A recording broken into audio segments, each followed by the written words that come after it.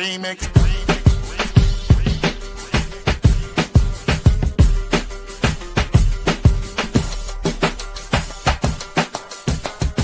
Remix. Remix. Remix.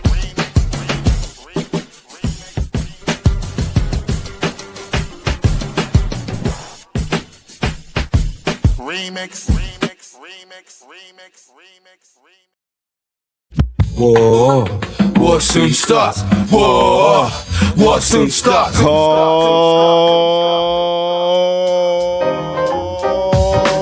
yeah. Welcome out. This is 2026, and this is the Remix Morning Show. Right here on Black Liberation Media. In case you didn't know, I go by the name of the Ear Doctor. Thank y'all for tuning in.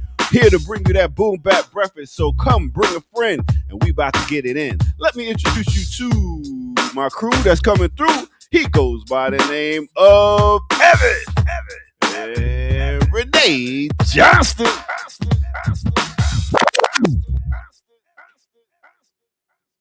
Yeah. What's up? 2026, y'all, was good. Happy New Year. Happy We're here. New Year. We made it. I know, right? I don't know what we're here for. God. We're here. I should have played Ninja. We made it. Oh my God. Yes, sir. Dear Doctor, how was your break? Wow. Off the top. Mm-hmm. Listen. I've been done got older, wiser. I was, you know what I'm saying? It was all right. I was chilling. I got a new remix intro, little couple picture changes up in there since we had some changes going through. But I got to chill out, hang out with my kids, and drink and be merry and say goodbye to the blunts. Bye, blunts. Is that like a Really? a New Year's resolution? Like no more blunts? No, that was when I turned 50 at the end of the year. That's what's gonna happen. Oh, got it. Yeah. I mean, it can cause cancer right on the pack. I'm like, come on, knock. You can do better than that. So anyway, how was yours, Evan? It was great. I had a birthday, and that was definitely the highlight. Spent a lot of time with family and friends, and the U.S. Empire tried to make sure that I did not get any rest, or that none of us got any rest, because the U.S. Empire was busy. But we'll be talking about that. But outside of all of that, I had a really good break. Okay. What about you, Renee? It was pretty uneventful, which is the way I like it. Oh yeah. Yeah, I don't listen. That life of like being all over the place, that is not my desired life anymore.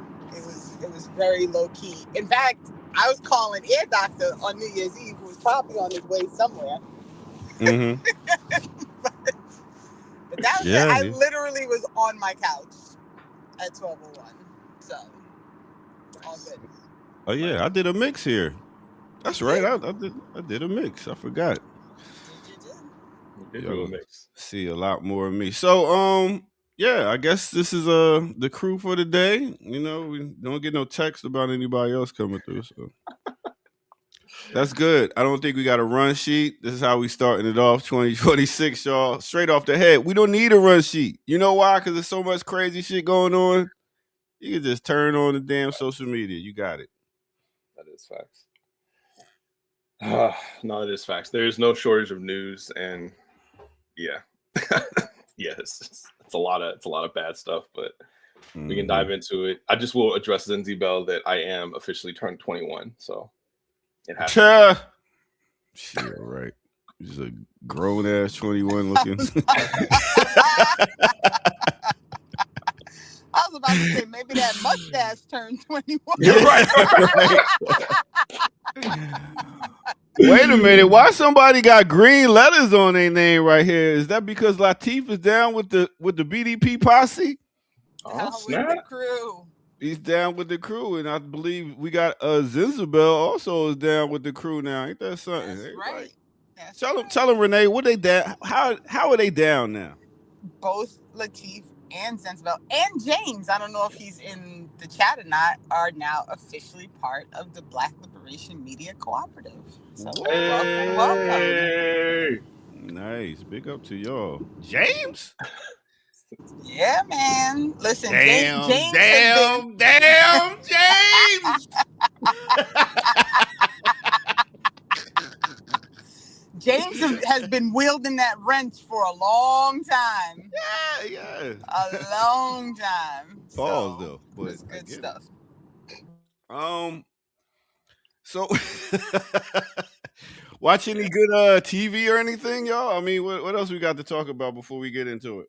Before we get into it, I saw that movie Together. That was actually a good movie, good horror movie. Oh, is that the one with the couple in the wilderness or whatever? Yes, that's the exact one. And anything you could tell us about this? I mean, no, it was good. I don't want to be like a spoiler, but it was a dope horror movie, original concept, as far as I know. Not predictable. This has already been mentioned, but good chemistry between the actors, but they're married in real life, so that makes sense. Yeah, I mean, not a lot of. Oh no, go ahead, continue. I was gonna say not really any black people, which is that's great. As the older I get, the more I'm happy about that because there's no fucked up racial politics. I can just focus on these white people and their mess. So yeah, man, good horror movie. I'll say that. That's great. Y'all watch anything new? No, and that's another thing. So okay, we can get to the whole did you do a resolution thing? Yes or no? I didn't do a resolution thing, but I realized that I need to control more of my time, so I'm limited in my TV time down to 2 days a week. Because I got to look at certain TV to keep up with media and stuff like that, just to have some shit to talk about. But other than that, yeah, I'm scaling that down and putting more time into self. So yeah. Resolution Renee. I like how that sounds. Renee is driving. Good for you. No for you. No, I don't do that shit. Okay. But I also don't do that stuff. I have no. So okay, so this is what we did at January 1st to do it. This is what we did at Black Man Lab last night. We talked about setting goals. You know, you can have dreams go on forever, but when you set goals, they have a finish line. So when's the last goal you set that you completed, Evan? Goal. I mean, locking down a full-time job, quite honestly, in my industry of preference. So for me, that was a pretty big one for last year. That's dope. Yeah, that's dope. Any goals there? Listen, every time I send out an email that demands something needs to get completed and it gets completed, I have completed a goal. I'm saying, as in personal self, making yourself better. Any ways, anything? Yeah, I mean, I wanted to really improve my Spanish, so I took a Spanish class, and I think that helped a little bit. I need to take another one, but that's one of my goals for life is to be fully fluent. Well, no cállate la boca. You know what that means? Yes. That means don't shut your mouth. Keep going. I mean, I guess that's one way you could put it, but yes. I mean, you know, I'm from Jersey. We got a lot of Puerto Ricans, my next door neighbors. I have Puerto Rican friends. So happy for you, doctor. Nah, actually, my next door neighbors that watched out for us was Puerto Rican. Big up to Gladys and Jose. Big up to Evanilda and Priscilla. Yeah, the whole fam. Anyway, yeah, you gotta know those. Any other languages you pursuing there, Evan? Me? Yeah, I do not have a gift for languages, but I did take. I took a bunch of public school Spanish, so I know my colors real well. That's it. I don't know my colors real well. That's a joke. I know some colors. I took 4 years of Mandarin in high school, so I had like a good base there, but I lost it when I went to college, and then learned Japanese when I was living out there, but then lost it. I can't hold on to anything if I'm not using it. But what I did realize for myself, and I don't know if other people have this learning style, I did notice that the characters in Mandarin and in Japanese were easier for me to like learn, remember, like replicate than like verb conjugation in Spanish, right? Or like you know what I mean? Like I don't know. I feel like I had a lot of trouble with with romance languages, but character-based languages were failing in the romance department. That's what I got from it. All right. All right. I'm not going to do that. Talking about romantic languages. I'm stuck here. All right. Well, I guess it's about time to go ahead and get to some news and stuff. So I guess we could take our first break. And what's some topics y'all want to get started so y'all can be on the same page here? I guess Venezuela. I mean, I think that makes a lot of sense. Yeah, definitely. Yeah. And great show Saturday with Renee. I see y'all got a lot of views. Everybody was trying to find out what's going on, and this is the station you want to tune to when you want to find out what's really going on. So big up for y'all. Appreciate that. Big facts. All right, let's get to it and take our first break right here at no other than the Remix Morning Show. Let's go.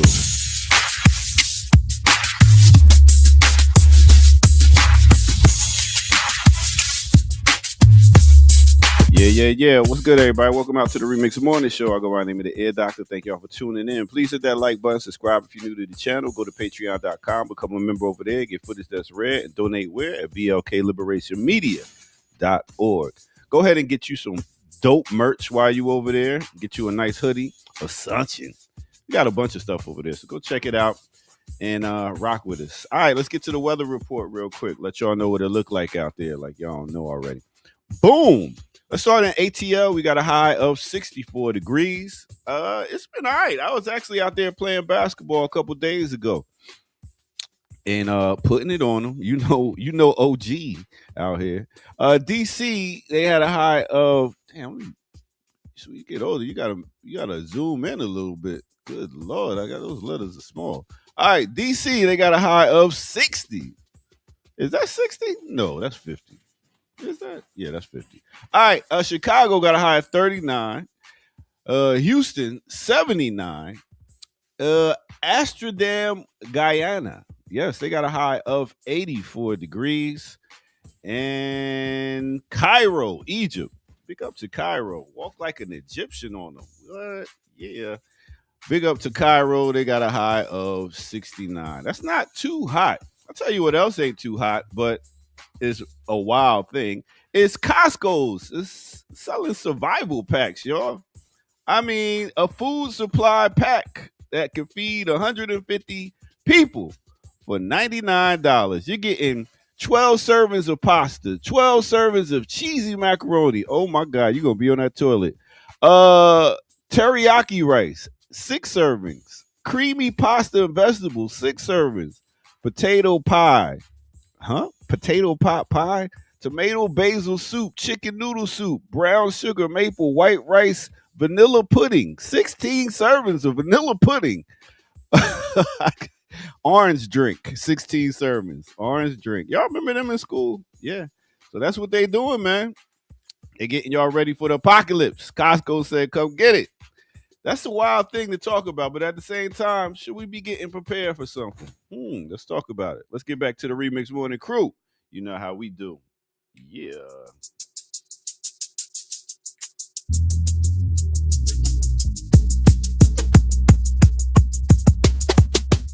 Yeah. That collection of food was disgusting. I almost threw up. Listening to you read that, it's like that's gross. You didn't want somebody in the what? No, I was saying somebody in the chat said it was the same thing that they put the kitty litter in. I was just like, that's too much. It's too much. $99, yo. 150 servings. That's less than $1 a meal. For the low price of $99, you too can be prepared for this empire to collapse in on itself. I mean, your internal organs might not be the best, but you'll be able to survive. You'll survive. Oh man, you heard about that, Renee? Renee is this? I know. I'm trying to transition into my house. Oh, okay. I didn't know you. Leave Renee alone, ear doctor. Leave her alone. Well, I like to ask everybody questions when I get on here, but so yeah, that's what it is. Costco's is doing that.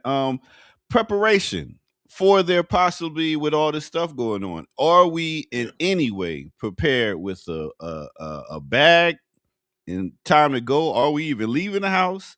Do we need the food? Do we need the canned goods? Do we need to get a freezer that we got food for a while? Are we planning in our house or are we going somewhere? What are we doing? And I know the perfect person to ask this question to because y'all don't know, but I know Kim Brown. Hey. What's up, Kim? Good morning. Morning. It's a new year. I'm a little older. I got to speak loud so y'all can hear me. You know what I'm saying? I was like, wait. There were no volume issues over here. Loud and clear. We got an elderly audience. Got to make sure y'all can hear me out there. What's good, miss? How you feeling? Good morning. Happy New Year. Happy New Year, Kim. Yes. You started the new year right? Yeah. That's it. Oh, whoa, that's an evil laugh right there. What you know? Just it's important to set the tone, I think, on New Year's. You know what I mean? You set the tone for the rest of the year. So yeah, we brought in New Year's the right way. Nice. Okay. Nice. Sounds very all right. So peace, Evan. How was your New Year's, Evan? You did young folks things. What did you do? You I didn't. I was in the house with my partner. We were watching the. This was one of the first years I was like, damn, it was like 11:30. I was like, I'm kind of tired. I could pack this thing up right now, but no, we just chill. We just chill in the house. We chill in the house. I got some that good Martinelli's sparkling cider. Just for fun.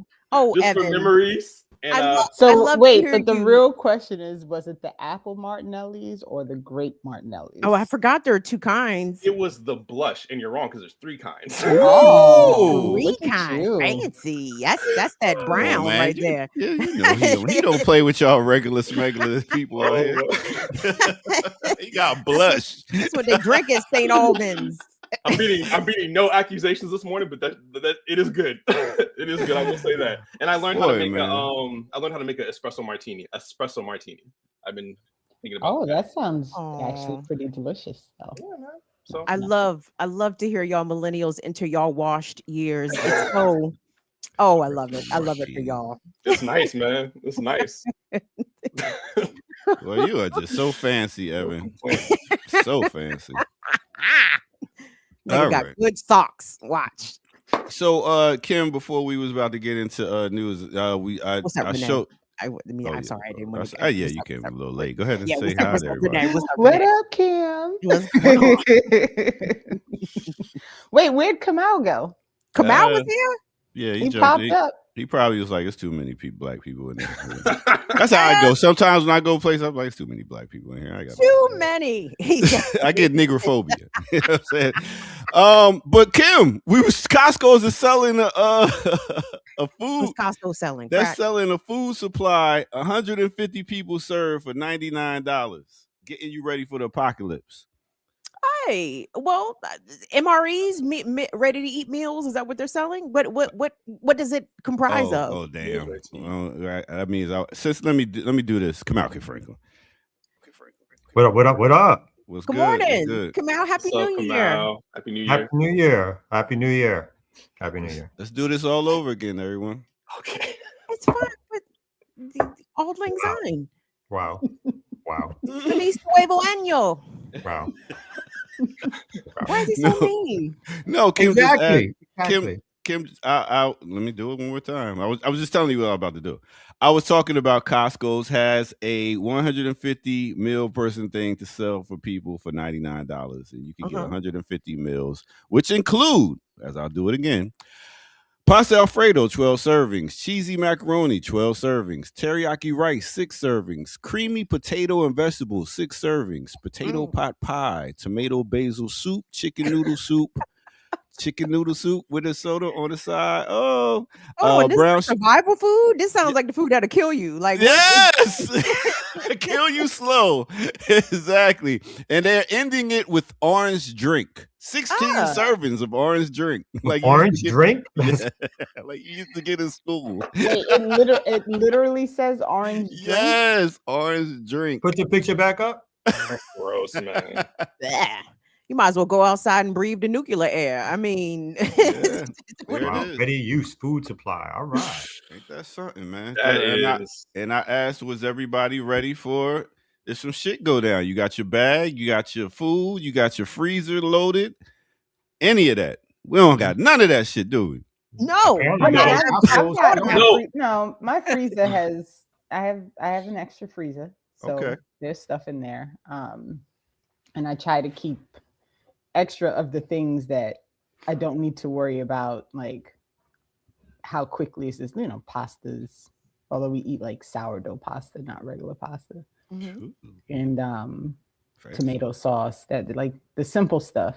No, I think about it quite a bit. I follow Prepper Talk very, very, very closely, and getting beans, dried white rice, that stuff can last. It's very shelf stable.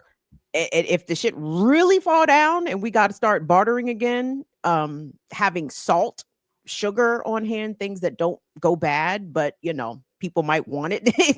if you're in a trading situation, coffee, same thing. Coffee doesn't go bad. So yeah, no, I've definitely been thinking about it. Thinking about the rain barrels. Honey does not go bad. Also, honey does not go bad. Yep, big facts. God, we don't have stock on coffee. I have to get some coffee up in this house. Yeah, that's the thing I'm thinking about. I was like, what? Right? I got a gun, and we have our neighbors. That's how you started. That's how you started off, Kamal. Fuck that food. We're gonna go get food if we need it. I was gonna say our neighbors are immigrants, and they do a lot of farming, so I could always catch one outside. Wow. This is what they do in Brooklyn. No, in East Atlanta, that's what they do.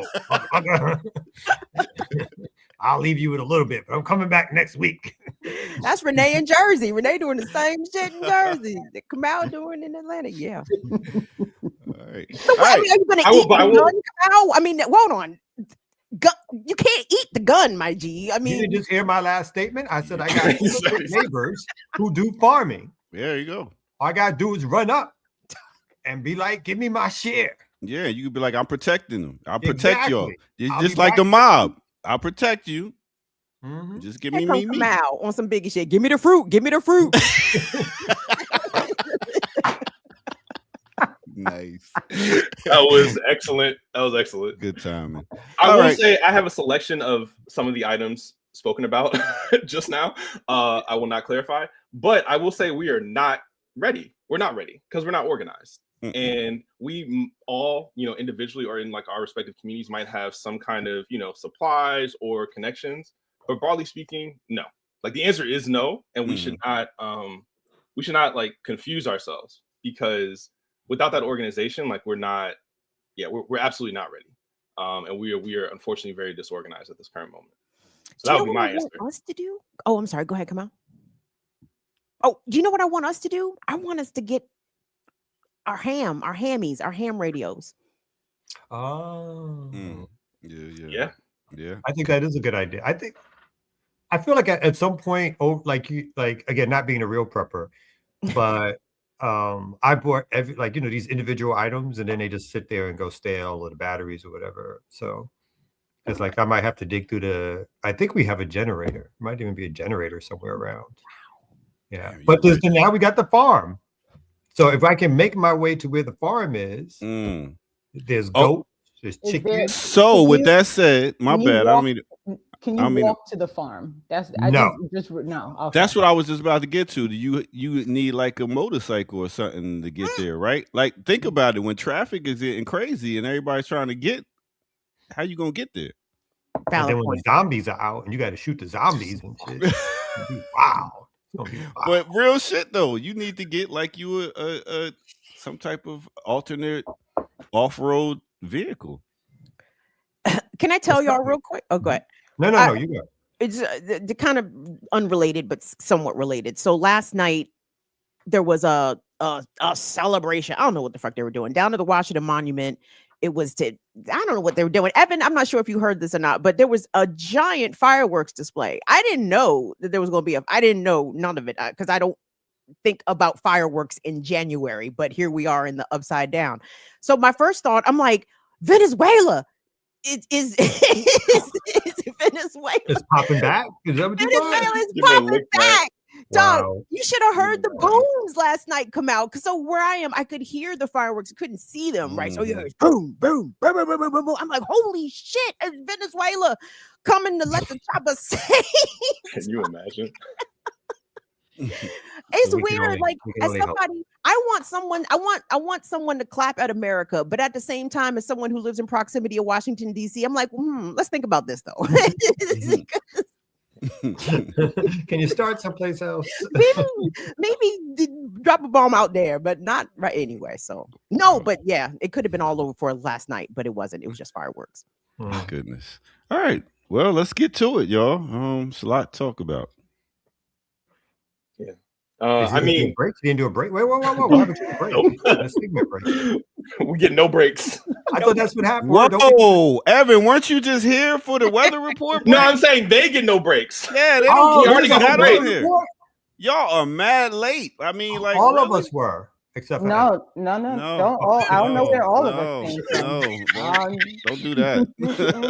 I thought we just started when he got here.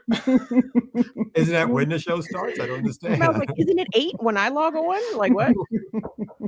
Oh God, I hate this camera angle. Thank you. This camera angle is so That's better. Yeah. No, I mean, speaking of the break, and all the insanity that was happening, especially in Venezuela, Black Alliance for Peace and Pocket answered the call, right? And there were within 12 hours, or I mean, like the same day, right, as the attack happened, we were able to answer the call and mobilize here in DC and around the country, in fact. And I think that was a good show of mobilization. It was interesting to be out there, actually in front of the White House, because there was like a little bit of we were absolutely the largest group there, but it was interesting because there was another protester there, just one person by themselves, protesting the Uyghur genocide that fascist China is engaging in by himself, only streaming, no facts, no analysis, no nothing like that, which I thought was just interesting. And he was right next to us, so he was screaming the entire time. So I think it was a good show of discipline on our end to like just continue to have our speakers presenting their analysis continuously. And then there was another something demonstration or something like that on the other side of the park that had the flags of the U.S., the Zionist entity, and the Shah of Iran.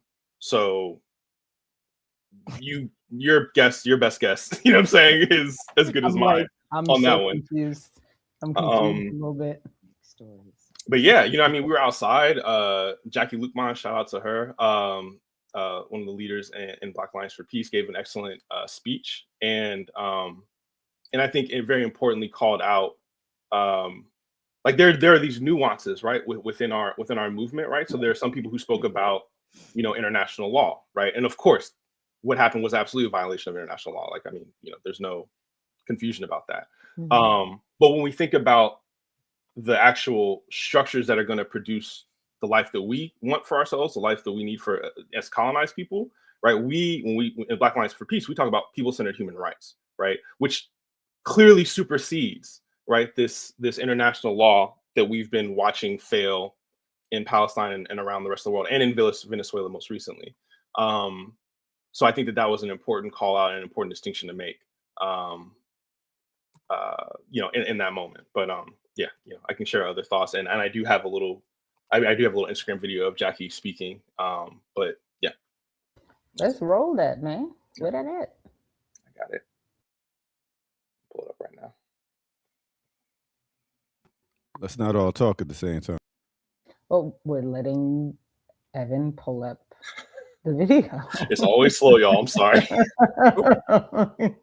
You like the nervousness of the silence. Like, yeah, I put on the Jeopardy music whenever I get started, like da, da, All right. Okay. This is Comrade Jackie.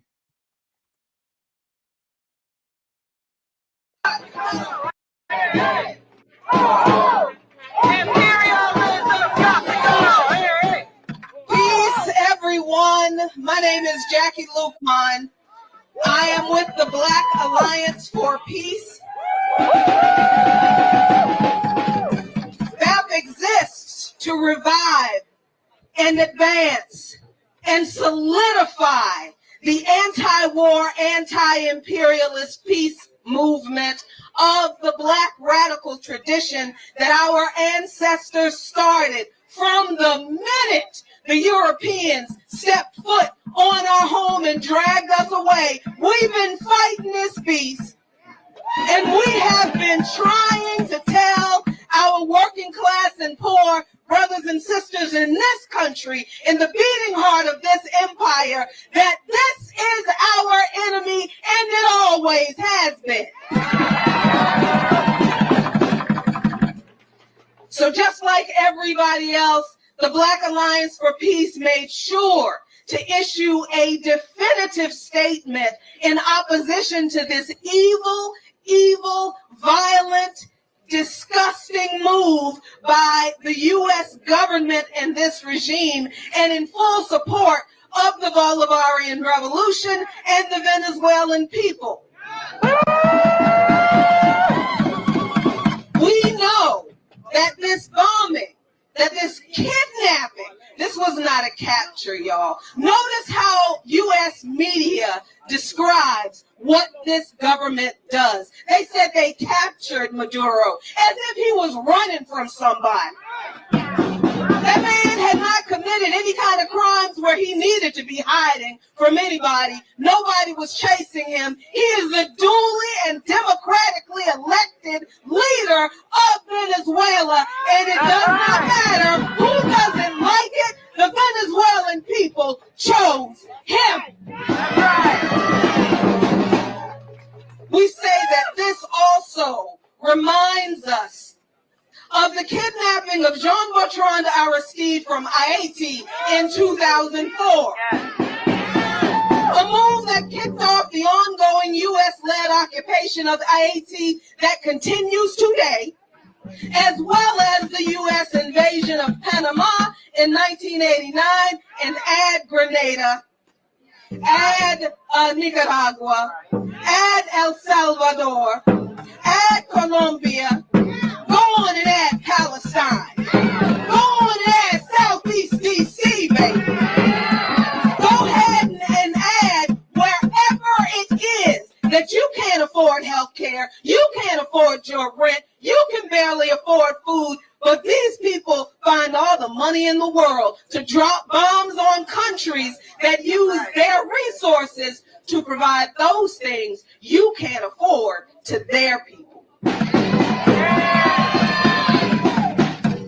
In his press conference detailing the operation, Trump claims that the U.S. will run the Venezuelan government to ensure a transition and is preparing to continue attacking the country again.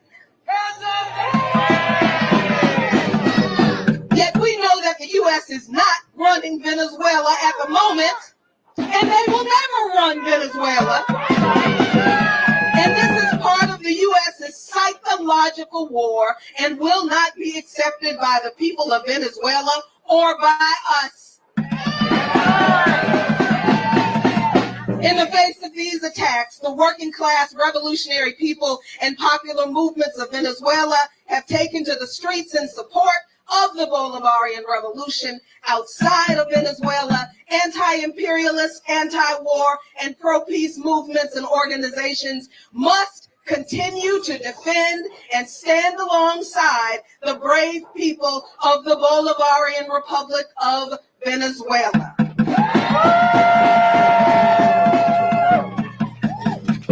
Now I'm inviting you to read the remainder of that statement at blackallianceforpeace.com.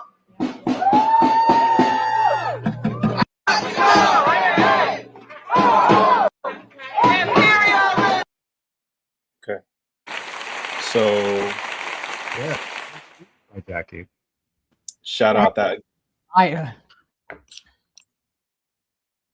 so many accuracies. I mean, just I guess we're at this phase now. I was going to put up quickly as we continue to talk about this story. Maduro had his first day in court. And I was going to play 50 seconds worth of the BBC's coverage. Obviously, this is going to be so biased, I assume, but the BBC's coverage, but it'll jump us off because part of what Maduro said, and right now there's no cameras allowed in court. So these are their court sketches. But Maduro said he was a prisoner of war and was kidnapped as part of his statement to the U.S. court system. It was quite a dramatic arraignment. When Maduro walked in, he was shackled with his legs as well as his wife, and he turned around to look at the crowd, and he appeared to kind of salute them and nod his head and say buenos dias to some people in the audience. And then the judge asked him to confirm that he was indeed Nicolas Maduro, which usually he would just respond, a defendant would respond yes. He took the time to sort of profess his innocence and say he'd been kidnapped, he was captured at his home. The judge sort of interrupted him to say there will be a time and place for that. And his wife was pretty soft-spoken. She had bruises on her face that her attorney said she sustained during her capture.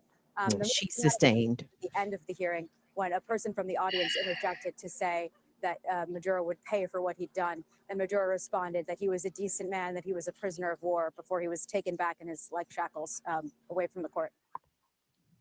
So again, you can see how they are framing, even in this short story, the framing of someone in the audience shouting out something anti-Maduro, again, as a way for the United States and the Western media to highlight whatever opposition there be. But make no mistake about it, right? The United States went in, killed and murdered. I've yet to see any headline in Western media that talks about so far, the count I've seen, over 80 people who were killed by the United States in its invasion and its kidnapping of Maduro. Over 30 of those were Cubans who were there to protect Maduro as part of his security. I've yet to see any headline in Western media that talks about who these people are, who were killed. A lot of them were civilians. They were not military personnel. Either way, it makes no difference. But nothing that's highlighting that these human beings were murdered in this U.S. operation, on top of the over 100 who've already been killed with the missile attacks offshore of Venezuela. The blockade continues. Trump, there's been some contradictory statements, but basically the United States is saying that it will continue to run Venezuela, that it is going to continue to threaten Venezuela, that the blockade will continue. And all of this is in an attempt to seize the oil of Venezuela for U.S. corporations. Some of that has not been contradictory. Trump has been quite clear in his imperialism, which again is in some ways is a refreshing reframe from all the talk of human rights, is for this basically the U.S. dictator to jump up and say, we're here for the oil, right? We're here for the control, and we're here for the oil. And they've made no ifs, ands, or buts about that. But again, you won't see that kind of coverage that clearly states that they've murdered over 80 people at last count in terms of people who were directly killed in this kidnapping of Maduro, when they took him. And there's barely a mention of the injuries suffered by Celia Flores, the first lady. She appeared in court like they just glossed over it. She appeared to have bandages on her face. She sustained injuries. She was beat up by men. She actually was ruled or ordered by the judge, or the judge said that she had to go get medical treatment because they think that she had a broken rib.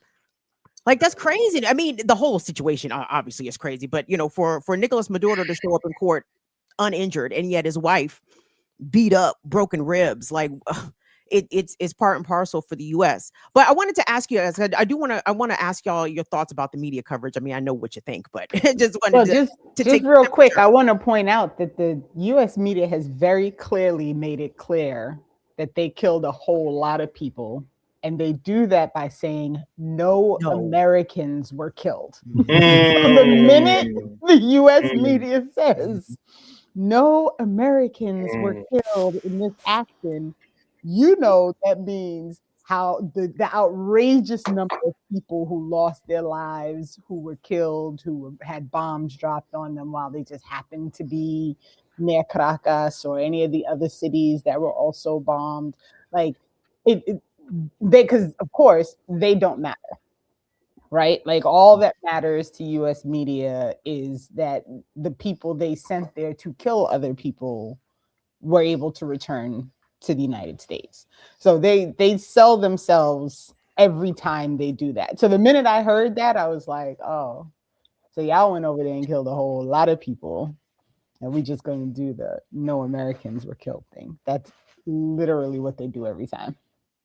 I appreciate Evan, you telling us about how many folks came out to the White House and showing us the action there, because if you're watching the news, all I'm seeing is Venezuelans dancing in the street, happy that Maduro is gone. And I said, well, every Venezuelan is happy. Like, if you watch the news, if you let the news tell it, all the Venezuelans are ecstatic. So come out. I sent you a couple of videos because, you know, part of our job here is to present the counter narrative. Actually, people were in the streets in Caracas. Actually, people were in the streets in New York. Actually, you know, there's a lot of Venezuelans that oppose this and who do support Maduro. And, you know, about the media very unironically reporting about Maduro being a dictator and how the Venezuelan people are going to have to find their way up in a post-dictatorial world. I said, are we not living in a dictatorship right now? Are we right now not under dictatorship? But, you know, Maduro. Yeah. I don't see your videos if you sent me anything. I thought I did. Let me double check. Yeah. You double check too. I'm a triple check right Triple now. and quadruple. Check. While we look for that, I just, you know, I want to point out some of these, like, especially, so I'm having a lot of difficulty reading the US coverage on this whole thing because it's so egregious. And I literally had to stop reading something because they started to describe how they planned for this. And I was a little bit taken aback because literally what they built in Atlanta to abuse people, they built a fake compound in Kentucky so they could practice how they were going to invade Venezuela and steal Maduro and his wife from their homes.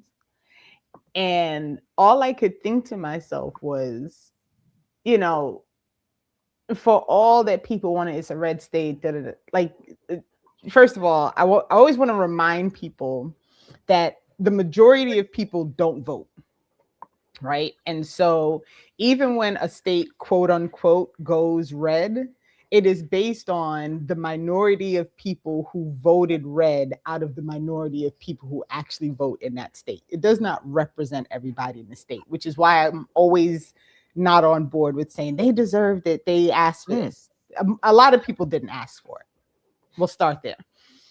But second of all, y'all pick Kentucky where people don't have food, they don't have jobs, they don't have health care, they don't have clean water, they don't have clean air. Like, y'all picked Kentucky to actually build out a space to go live out your imperialist dream in another. Like, where in the heck? Like, what is happening? What is happening? And I had to stop reading the article because I was like, I can't subject myself to this anymore because this is outrageous. It's outrageous.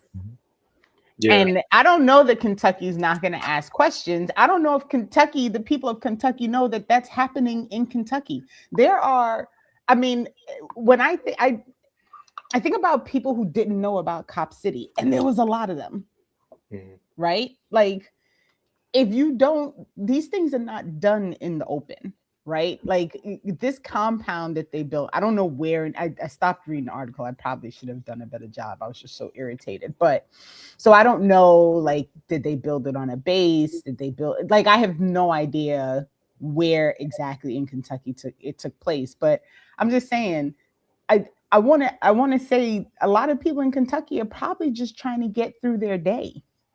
And they have no idea that this is happening in their backyards.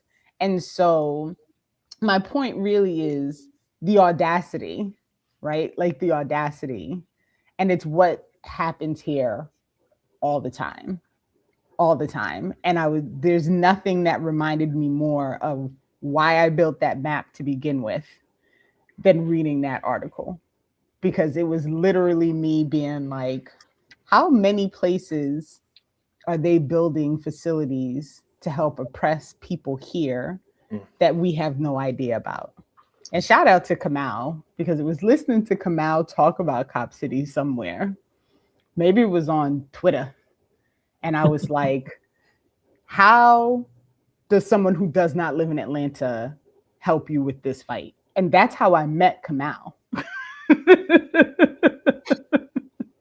And so just saying, like, shit is wild, man. Yeah. And like part of it is it's the propaganda system, right? Of people don't know, but they know what the latest celebrity news is.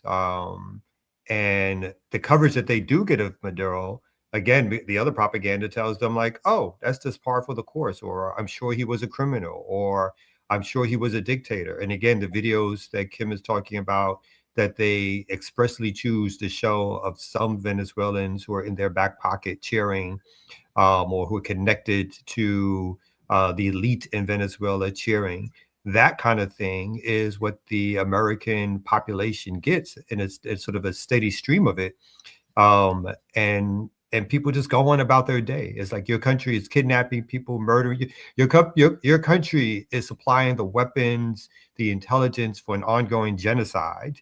And again, a good portion of people came out, but for a lot of people, it was like a shrug of the shoulders. And then the other thing, what's that got to do with me, right? So people are not even connecting the dots. That the part of the reason why they don't have food in Kentucky, or folks are on public assistance, or we don't have health care, is not because we don't have the resources for it. It's because the resources are turned someplace else to go provide more bombs and weapons to take more imperial control over land, people, and resources. And it's crazy that it's crazy in our minds that people don't get it, won't react to it, won't come out and fight for their rights. But part of it is the propagandizement of this population, like no other population has ever been propagandized, right? We care more about what the fuck Britney Spears is doing. I know that's an old celebrity, but whoever the latest celebrity is, well, whoever the latest white woman is, Taylor Swift or whatever, we care more about Sweeney. We care more about what Beyonce is doing. We care more about these entertainers than we care about everyday life and ourselves eating and prospering and the rest of it. So I think that's part of the issue right there, and it's hard to fight through it. Yeah, absolutely. Like +1 to all of that. And just to follow up on Renee's point about the preparation, something else that I'm hearing reported was that Trump or the Trump regime contacted and spoke with oil companies, like multinational oil companies before, right, and clarify like what the plan was and what they were intending to do.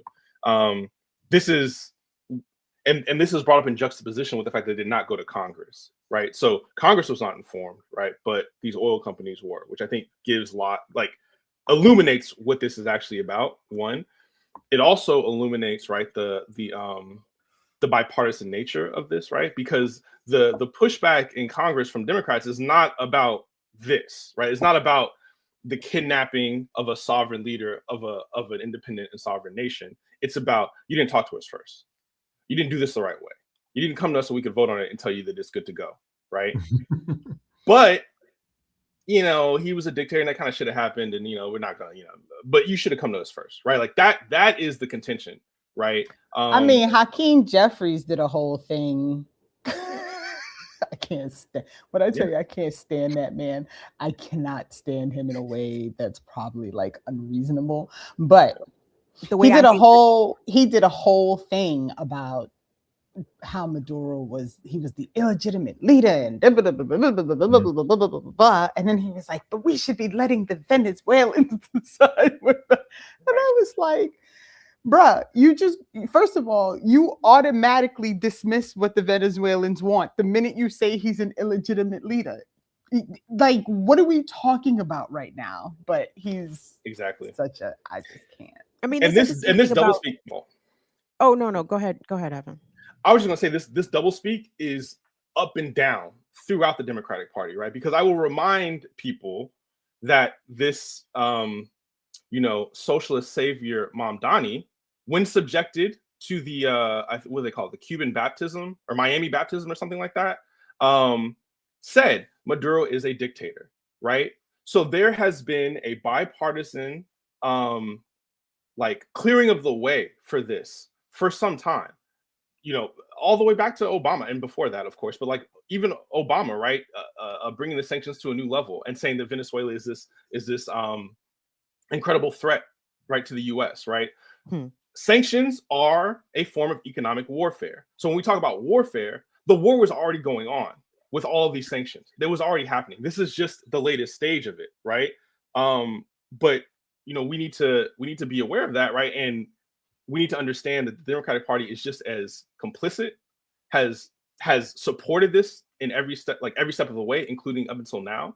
And the so-called democratic socialists within that party are also providing cover for this, right? If it's not, whether it be intellectual cover or otherwise, right? When Mamdani was questioned about this, he said, "Oh yeah, I called the president. I told him I registered my discontent." Right. And then when he was asked what the president said, he was like, well, I registered my discontent. So like he knows now, as if that's the thing, as if that's the important thing. Right. So I think those are points that I want to highlight. I also want to highlight the way in which white Venezuelans have been on social media showing their complete asses and their incredible racism. Right. After the attack. Right. Talking about how Venezuela is a white country. Right. Again, this is not reported in mainstream media because it would break apart, right, this fantasy of like what the U.S. has done.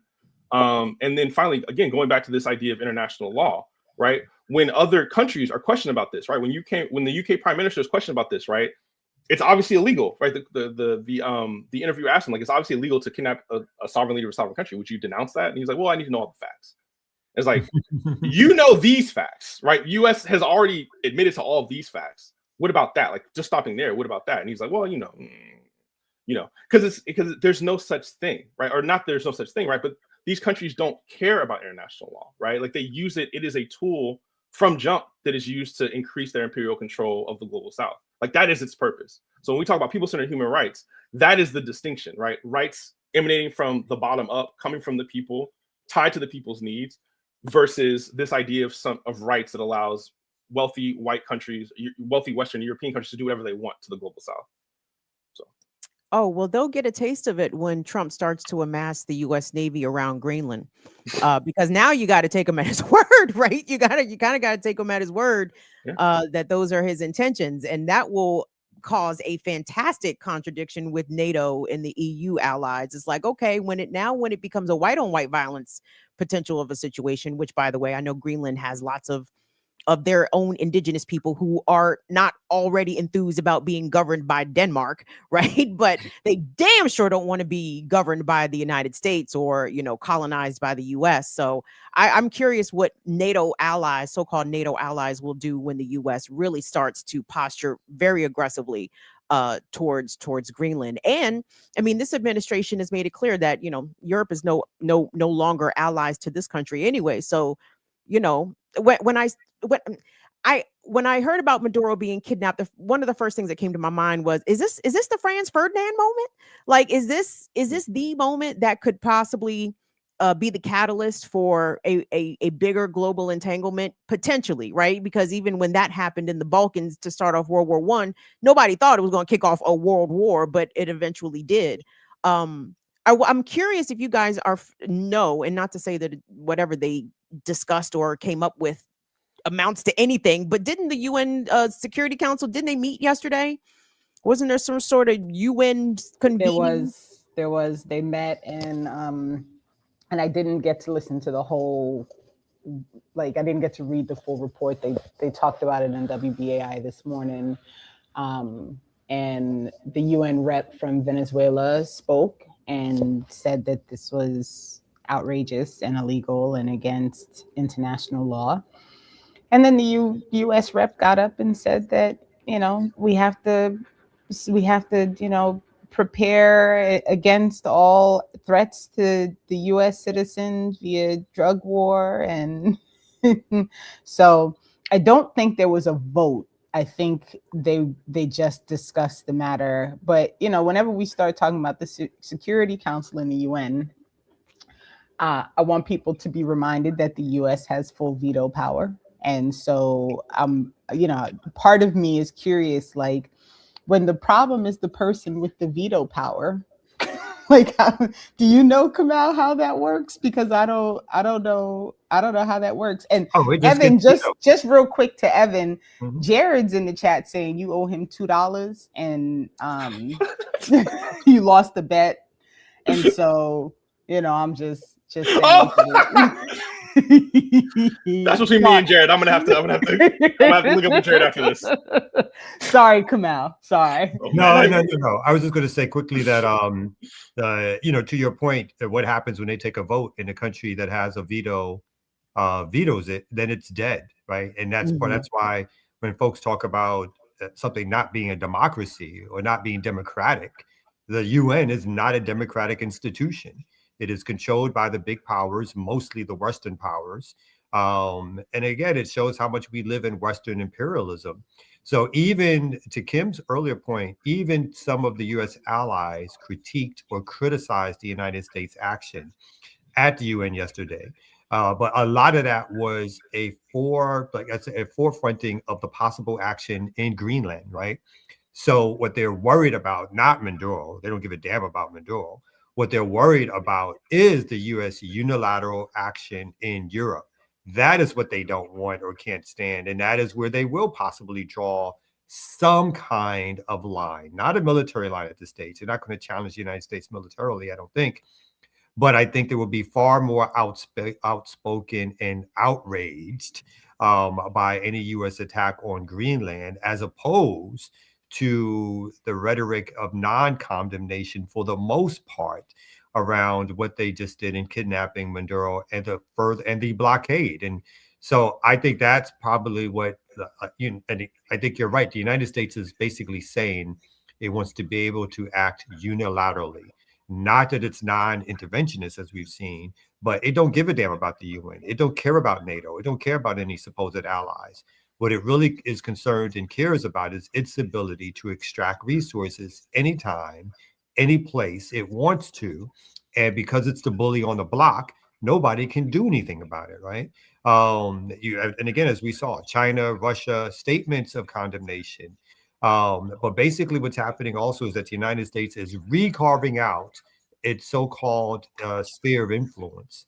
And so making sure that countries like China are kicked out of the hemisphere and that other countries in this hemisphere are obedient to US colonial interests, which is why I also think outside of Greenland, that they're looking at Cuba, that they're looking at Colombia, that they're looking at all leftist regimes. Again, they're looking even within the United States at active dissent against this regime.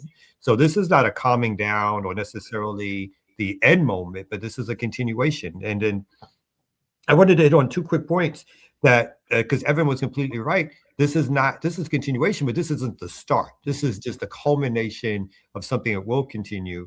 But again, when people say things like, oh, Venezuela is not democratic or something, it's like, so you have no understanding of any history of Venezuela, because even the modern history shows you that Chavez was elected over and over and over again. Maduro was elected over and over and over again. But when Chavez was first elected, the United States did not accept the results of the election of the democratically chosen leader for the Venezuelan people and say, okay, we'll deal with them.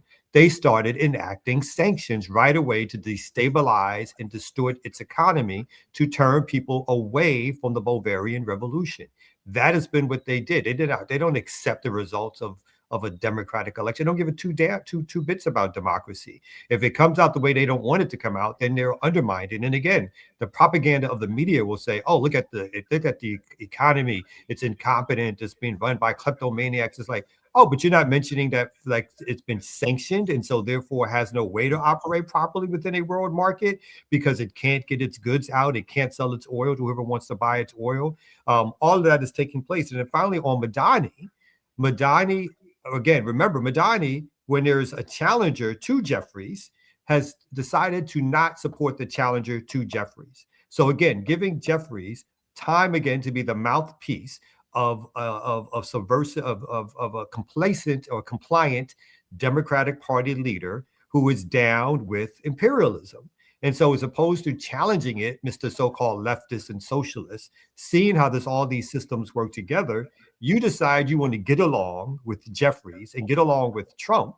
And so therefore, and I don't even know much about the person who's challenging him, but he seems a little bit more left than Jeffries. He's already dropped out. Yeah, he's already dropped out. Yeah, because he's not got the support, but he would have been potentially somebody who would not have.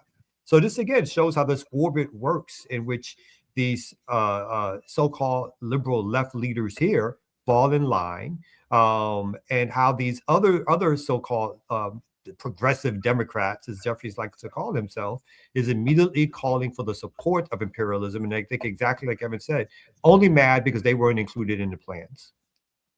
One of my favorite narratives coming out, because the propaganda has just been outstanding when they talk about, well, Trump has now abducted Maduro and invaded Venezuela, and this gives the green light to China if they want to invade Taiwan. This tells Russia if they want to reclaim their Soviet satellites, they can do that. What if the bad guys do this? Motherfucker, the bad guys did do it. Okay? Like, we are the bad guys. There's no one worse than the United States. There's no one who respects sovereignty and international law less than the United States. Don't worry about the bad guys. The bad guys did it. It's done. Well, the crazy part to me is that people can say that and somehow not put those two things together.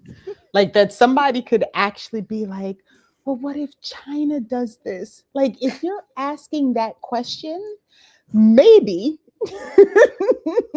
I don't know, maybe we can contemplate that it shouldn't be done, right? Like if you can worry about someone else doing the exact behavior that you have perpetrated and what that impact means, then you should actually be thinking to yourself, maybe this wasn't a good thing, you know? And I just feel like people and we have this conversation all the time. I don't know what people are thinking. I don't know if they watch the fake reports about people dancing in the street and these Venezuelans dancing in the street don't pay attention to the fact that that's in Miami and that they're not in Venezuela and not even understanding that you are missing a whole part of the story, because people came out in the streets immediately in Venezuela to say, give us back Maduro, give him back. So the fact that none of that is presented, right? And it's an intentional decision by our national media, by Western media in general. Canada apparently on their front page headlines didn't even acknowledge that any of this happened. It was completely like not even included, right? And so like whose responsibility is it to understand this? If you are living in a place where you're making less than minimum wage at your 3 different jobs, you don't sleep, you have children, you have bills to pay, you barely have food, you're always struggling to put gas in your car, like you can barely make it from 6 a.m. to 6 p.m. Whose job is it to make sure that that person understands this thing that happened is why your life looks like this? The reason your life looks like this is because we are so busy building fake, and I say we because for as much as people don't want to, you live here, your tax dollars pay for this shit, right? Like I understand, like we don't want to take responsibility for what governments do against the things that we want them to do, but we are still paying for it, whether we want to acknowledge that alike or not, right? And so when I say we, I mean the general constitution of this country, like the makeup of this country is paying for them to be, and I dropped in the chat, Kamal, the news report out of Kentucky on how they did this, right? And so you live this life that you are living, struggling through your day, right? And you are living this way because this is what they're doing on military bases in states where the people cannot afford to get through their day. They are building fake compounds so that they can practice how they can send all the money that they are stealing from us to do this to other poor people all over the world. I'll play it right now. U.S. forces practiced the raid that captured Maduro in Kentucky. These are photos from similar training exercises. According to the New York Times, the U.S. military's Joint Special Operations Command built a full-scale model of Maduro's compound at Fort Campbell. They rehearsed there before the capture mission. Maduro was rotating between 6 and 8 locations, so the U.S. waited until Saturday when he was at the particular compound they trained to attack. Oh, they waited, huh? Well, they had to wait until he was at the place that they were able to build the mini version, not the full-scale version of. They had to wait until the Chinese envoy left. Because had they raided Maduro's compound while he was receiving a Chinese delegation, this might have been a different conversation. You know what I mean? Like he was meeting with the Chinese he met with them during that day. Yes. The day before, and then they came and got him the next day. So I figured the Chinese must have left by then because, you know, I mean, China does have interest in Venezuela, and some are critical of China. Well, China didn't react. China didn't say nothing. They didn't respond. Well, they did make a statement. But for those that might be paying attention, there were some tech issues happening yesterday. Apparently, UPS systems were down all day. I saw a report on the news. The Pentagon's having tech issues. I said, oh, is that what they're calling cyber attacks these days? Tech issues, right? Like the response, there are responses coming. It's not coming in the same full frontal way that the United States tends to respond. But I think that Venezuela's allies are acting behind the scenes to, you know, cause some disruption and other things to the United States. So be looking out for that also. But the pictures, when I think about these scenes coming out of, what are they why do I keep seeing them highlight Doral in Florida? They call it Doralazuela. I said, I have never heard that before 2 days ago, but okay. But it reminded me so much of the scenes coming out of Iraq or here in the United States when Saddam Hussein was also abducted and deposed out of power. You saw the Iraqi people, or the pictures rather, of people dancing in the streets, and I'm like, Venezuelans, any persons that are celebrating Maduro's removal should think about what Iraq looked like when Saddam Hussein was removed. Whether or not you liked him as a leader or thought he was a dictator or a terrible person, I'm pretty sure Iraqis would have preferred Saddam had remained in power as opposed to what they got afterwards, right? And so Venezuelans, those that oppose Maduro, you can oppose them all you want, but when your future is now in the hands of the United States and multinational oil corporations, the future is not looking bright. You know what I mean? Like, look, I would ask the Iraqi people, are they better off today than they were when Saddam Hussein remained in power? And the other ask the Syrians. It's my fault. No. I was going to say, ask the Syrians, ask the Libyans. Mm-hmm. Big facts. Yeah. And really quick, I feel like the part of it also that's getting told in all these different ways is that, again, this is not over, right? The United States is still maintaining its blockade. And when you look again at the turn of how the oil resource were nationalized, poverty rates went down in Venezuela, literacy rates went up in Venezuela, healthcare got better in Venezuela. So there is nothing that can be shown that by taking these resources outside of the corporate hands, the elite hands of both the Venezuelans and the elite hands of the U.S. corporations, it was better for the everyday population in Venezuela. And that's why the sanctions went into place, because you don't want to show that what happens when these resources are nationalized and they're used for the good of the people, that somehow their lives get better. What you want to do is to try to show the opposite, that when they do nationalize the resources, when I say you, I mean the imperialists, when they nationalize the resources, what they're trying to do after they get nationalized, what the imperialists do is block the selling of those resources to make the lives of the Venezuelans worse, right? And then again, all the countries that you just mentioned, somebody put in the chat, Aristide, overthrown twice by the United States, destabilized twice, over and over again. Oh, that's right. So pre-Epstein, Chomsky, right? The threat of the good example is primary to look at in terms of how U.S. imperialism operates. It doesn't matter that Venezuela is no military threat to the United States. It doesn't matter that Cuba is no military threat to the United States. It doesn't matter that Haiti is no military threat, Iraq, on and on and on again.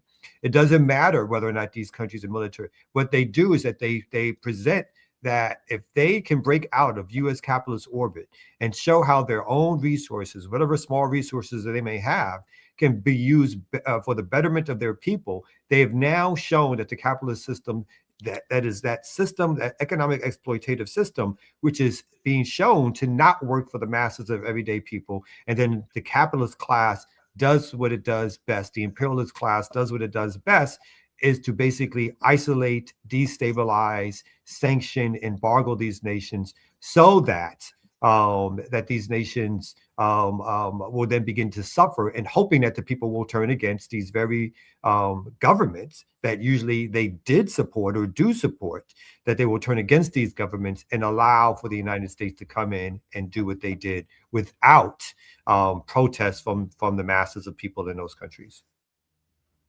Word. Yeah, you're right. Pre-Epstein, pre-Bannon, Chomsky had some good things to say. But was it really pre though? Wasn't it concurrent? Allegedly, I don't know. You know who's not pre? The ear doctor. They say y'all ain't gonna talk about my boy, ear doctor. Get up here. Save me from this Chomsky slander at all. Yo, when we come out call for backup, that was wild. That was wild. I got you, my brother. I got you. Hey, yo, good information there from everybody. A light shined on what's going on. Let me also shine the light what's going on this Thursday. We are going back. Classical Breakdown is back for the new year. Neo Soul or R&B. We playing some different musicians to find out which category they might be in, or is there even a category when we're talking about Neo Soul? Let's call that part one, because I feel like we're gonna examine the foundation of Neo Soul, its early years, and then we'll come back with a part two later on. But, and big up to all the people that tuned in for our 2025 wrap up. We did it from what was that, 8 to 6. It was a dope show, so make sure y'all go check that one out. We was on all day, and big up to all the people that contributed, and we are giving a portion of the money brought into the political prisoner. I mean the veteran Panther and BLA. Oh, appreciate that. Yes. That's what we're doing. So that is one of the moves we are doing. So continue to contribute. This money is not just going in our pockets. We are working on doing a lot of things this year for the people. So with that said, let's go ahead and take a quick break, and then we're gonna come back right here on No Other Than the Remix Morning. Oh, wait a minute. I did see something I wanted to share with y'all real quick. I seen this was kind of funny to me because it's so real. What about people who say you're only interested in the Middle East for oil? What? Huh? Oil? Who said something about oil, bitch? You cooking?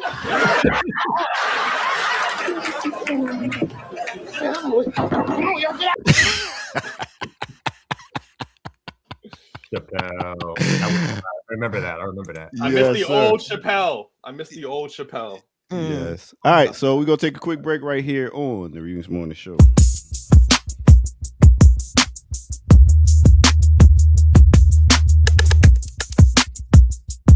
Yeah. All right, we got a bunch of dope shows here on the on Black Liberation Media. That is the name of the channel, I must remember. Yes, and thank you all for tuning in. Hit that like button, subscribe if you do to the channel. Go to patreon.com, become a member over there, get footage that's rare. Rocking my quarter zip on my OG status. Come on, son. All right, so one of the shows we have is the Myths. That's right. So they were talking about a book that came out by H. Rap Brown. So let's see what they were talking about as they wrap up the 2025 year and see exactly what Black Myths were talking about here. But with Jamil, I mean, I don't think people necessarily give that biography enough credit. That book is just as moving for me. And then his speeches are understated too. Like, I mean, a lot of the stuff that we're dealing with today, and that we've dealt with these last 10, 15 years of, he called it militant blackism, you know, and he said to be black and proud is not sufficient. You know, we must move past our beards and our daishikis, our beads and our daishikis. That's literally, and our beards too, honestly.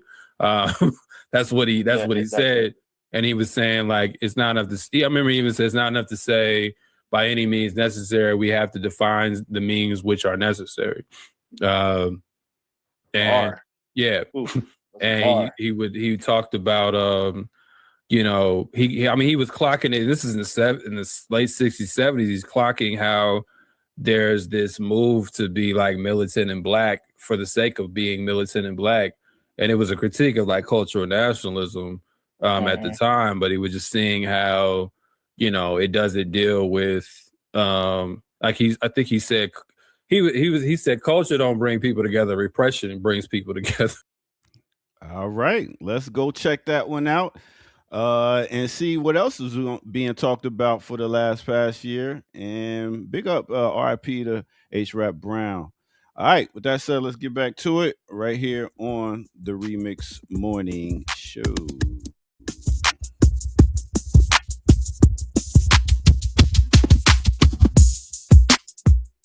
Yeah. All right.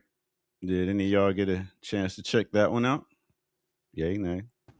I have not yet. No, I always have to catch up on Black Myths because they be like I turn around and there's like 3 shows and I'm not really sure what happened. So I just finished the second part of the KKK one that they did. So I think there was a part 3, and then they did that collaboration with Millennials, and so I want to watch that. So there's a lot happening. There's a lot I need to catch up on. I also need to catch up on a bunch of other Black Myths shows, but I did see that one. I always look forward to their like yearly recap. Shout out to all those comrades, like they do excellent work over there. And the recap that they do at the end of the year really highlights how they have just tackled so many different myths on that show. So shout out to those comrades. That's really excellent show, and really great point about Imam al Jameen, because it was that the point that he's making is still one that we're struggling with right now, right? Around this focus on culture. I can't remember who said it at the conference in Indianapolis, but like we're more worried about our culture being stolen than our labor, right? Like that was a point that was made, you know, and I thought that was just so salient because we see it all the time, right? These cultural battles are things that people invest in a way that they don't invest in our political freedom. But that's, quite frankly, that's on us as organizers to educate people, right? To kind of engage this dialectic of mobilizations and bringing people into organization, and then using people in organization to mobilize, and back and forth as we build this movement. So like that is incredibly important. And I do want to, I know I'm going back a little bit, but I do want to kind of engage with this idea of the we in respect to. Yeah, I want to also, because I want people to understand what I was trying to say, because I think people halfway understood me, and it could have been my own, because I'm so frustrated with how shit is happening. Yeah, we'll proceed. No. So if you don't mind, Evan, I just want to make a point of clarification. I recognize that we are colonized and living within a settler colony, and that we are forced to make payment to this place that is doing these things to other people. When I say we, it's not in an attempt to lay blame on the people who are unwillingly participating in this. It is to just put acknowledgement on the fact that we live here, right? So I feel like to say, you know, like, it's not me, like, unless you are, and I don't even know if anybody actually can live off the grid in this place, right? Like, unless you are fully off the grid, you don't pay taxes, you don't participate in anything in the structural system, you live off your land, you have your own animal, like, unless you are completely removed, right? You are unwillingly, whether it's unwillingly or not, you are participant in what this country does to other places. Like, and I know it sucks to feel it, because I don't like it, but this is what it is. And I think, you know, like, I think it is one of those things where part of this conversation, and the reason I posed the question that I posed, is because I'm trying to really lay out some foundational, like, what do we do, right? Like, when I plan Saturday shows and people get mad at me because I don't invite like certain people I don't want to have somebody on the show who's just going to be able to like drop one-liners, but isn't going to help us try and figure out, how do we fix this? How do we fight the propaganda? How do we break the thing that people think is the thing that they're supposed to be paying attention to? How do we stop making, you know, the cultural argument be the focus? How do we, like, that's kind of the point. So my question that I was posing was really to say, like, as people who want people to understand, like, you may not want to participate in this, but here's how you are. Here is how what this country is doing in other places directly impacts your ability to live and breathe and be free here. Like, how do we do that? Because not everybody is watching YouTube. Not everybody is able to organize. Not everybody is going out in the streets. Not everybody answers the door when people knock. Not everybody goes to places where there are people who are standing outside with flyers and giving information. Not everybody participates in rallies, right? Like, how do we get that information out there? Because that's the part of it that I'd like us to try and navigate, finding a way towards doing, because that to me is what's important. The we thing was more me just saying, like, look, once you live here and you're in the belly of this beast and you are forcibly, you know, participating in the things that the country is doing, because unfortunately that's what happens when you live here. Like, putting that aside, what do we do now? Like, what do we do now? Yeah. And I just really quick, Jared put up being forced into the we of it is the nature of the problem we are in. That's the point of colonization. It forces, imposes, maintains relationships regardless of complicity. So exactly. Exactly. Yeah. So agree with that. And I guess I would just, I think, I completely understand the point that you're making, Renee, around the usage of we. I guess I'm just struggling with this idea of, like, our state of being internally colonized means that we're being extracted from in a very particular way that is unique, right? Relative vis-a-vis, like, within this country. And I just don't think that extraction equates to participation. But I do hear what you're, you know, I hear what you're saying around, we are, like, I just what Jared said, you know, so yeah, I just wanted to call that out. And because I think that it puts us in a tricky place, right? When we talk about we talk about the repression that happens abroad, right? That oppression is always connected to the oppression. That oppression is always connected to what we experience here, right? The oppression we experience here in this country. And to your point around how to help people understand that, right? Like, that is around political education, right?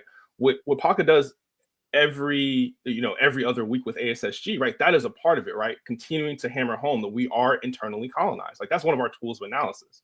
When Jackie was speaking, right, at that rally, no one else made this point, by the way.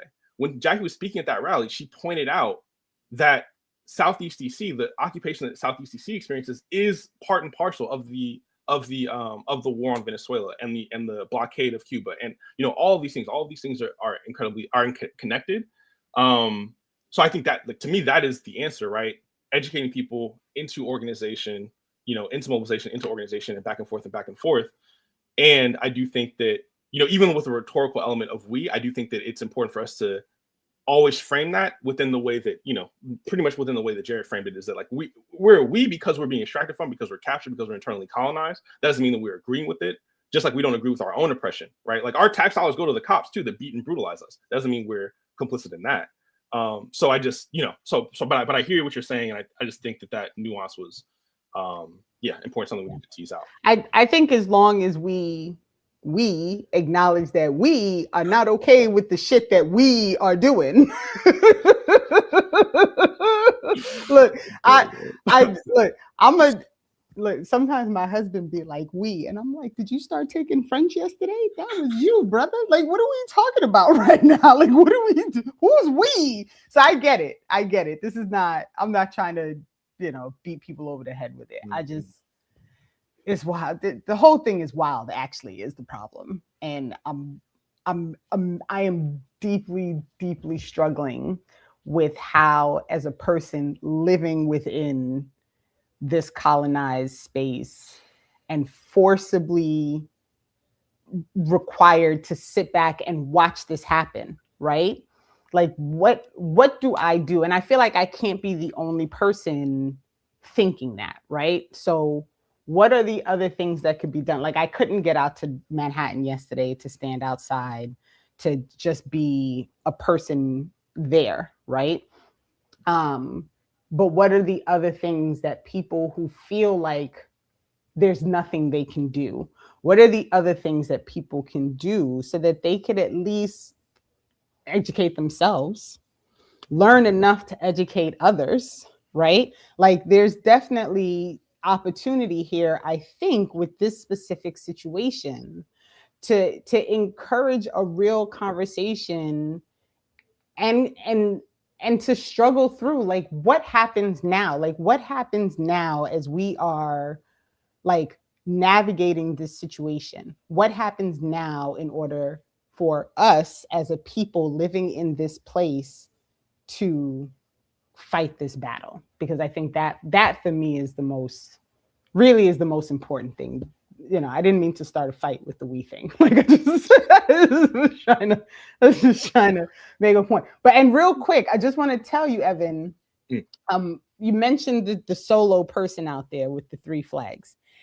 And I'm currently listening to the Palestine Laboratory. And there's some very interesting information about Israel and the Shah of Iran. So I think if you can find some time, you might be interested in the information that's being provided in that book, because it's a lot. It's a lot. Oh yeah, no, that's definitely, yeah, I'm absolutely interested. And I know I see shout out to Luigi 18 for $9.99. Thank you for your coverage. We appreciate the support. We are remonetized. Please like, just share, subscribe, and donate. That is the only way we're able to continue to do this, and we will not be monetized forever, as everyone knows. So please take the opportunity now while you can. Yeah. So another point that I did want to touch on, right, is and this is kind of tied to the education piece, is like the comparisons that are being made, right? Like the whataboutism, right? So like the US invades Venezuela, kidnaps the democratically elected leader of a sovereign country, right? And the first thing people think about is like, oh, what if China does this to Taiwan? Which is crazy on its face, right? If only because we're talking about, just fundamentally, we're talking about 2 different situations, right? Taiwan is a part of China. That is, you'll talk about international law. That's a part of international law. You want to talk about US law. That's, the US recognizes Taiwan as a part of China. We can go into all of the ways in which they've been trying to destabilize and, engage in counterinsurgency and support the political party in Taiwan. But on the books, the US recognizes Taiwan as a part of China. So even on its face, right, China exerting its sovereignty over its territory is nowhere near the same thing as the US invading another sovereign country. But I think the comparison is like important in the way that it, does this whataboutism and says like, well, no, we really don't worry about the US. Like the real evil people are over there. right? And we should be worried about what they might do, right? Not what the U.S. is actively doing, and that is like a part of this miseducation that our people are exposed to. Because I mean, even in like casual conversations that would come up, right, about like, oh, well, you see what China's doing. It's like, why are we talking about that? You know, like you don't, you're not. Yeah, why are we talking about that? Like that is not the same thing.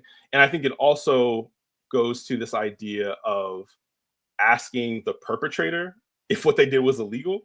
Like I couldn't help but when I was listening to the UK prime minister talk about the US and needing all the facts, right? I couldn't help but think about the way that these same people have talked about the genocide that Israel, that the Zionist entity is conducting, right? And asking and waiting to ask, well, we should check with the Zionist entity and see if what they think is, if what they're doing is illegal or what they're doing is genocide.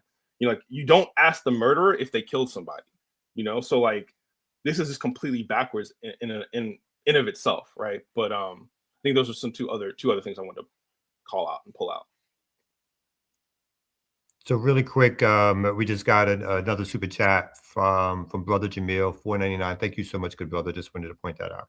Shout out to Brother Jamil. Thank you, Brother Jamil. One of the most exciting games of Spade I've ever seen. We need to run that back. Didn't I win that? I won that game, didn't I don't know. Who can remember? We need to play it again just to remind people. Yes, we won, Kamal. Yes, we won. Yes, we did. Yes, we did. So hitting on Evan's point real quick about so the other miraculous, or again, the way in which propaganda has so melted the minds of people in the United States is that, so people think it's okay for the United States to give weapons, money, security to Taiwan, a breakaway island from China where the nationalists who lost the Civil War sort of like retreated to.